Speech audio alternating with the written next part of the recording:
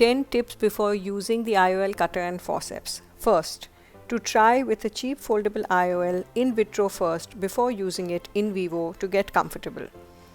Second, the power is linear, continuous like in Phaco 1 and not pulse nor torsional.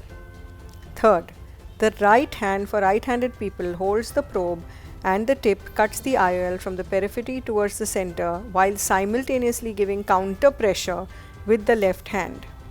For in vivo, keep the cutting tip at the center of the AC where the space is maximum, as away from the endothelium as possible, and instead move the left hand with the forceps backwards towards the main incision, sort of as if feeding the IOL into the open jaws of the cutting tip. Simultaneous movement of the right hand forward and the left hand backward from the start gives the best results. 5. Can start with 50% power and go down up to 20% in steps of 10 to give maximum endothelial protection. Go with the least phaco power your machine cuts with. 6. Aspiration and vacuum are kept at 0. Irrigation should be on but low to prevent turbulence in the anterior chamber. 7. In vivo chondroitin sulfate is a must to protect the endothelium, keeping the tip as posterior as possible. 8. To keep the sleeve pulled back as much as possible to prevent tearing. Release any twists in the sleeve. 9. The forceps are made of steel so as to be strong. Other forceps may break as a good amount of counter pressure is required. The tip is titanium. 10.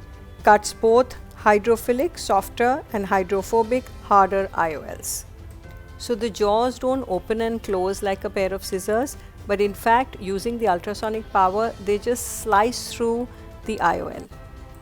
We tested the temperature at the tip of the normal phaco and sleeve and at the irrigation ports and the IOL cutting tip. Both the temperatures were found between 22 to 25 degrees Celsius.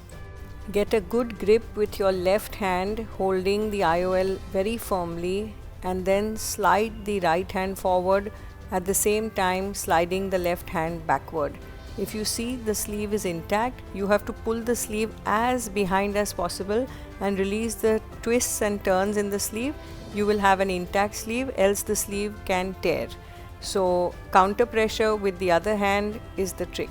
So this becomes like a fire extinguisher which you have in the OT. In case of emergency, it can be used. One can ETO the instrument and keep it aside, the tip and the scissors, or it can be in your box, but better to ETO it and keep it. This is commercially available if required. Thank you for watching.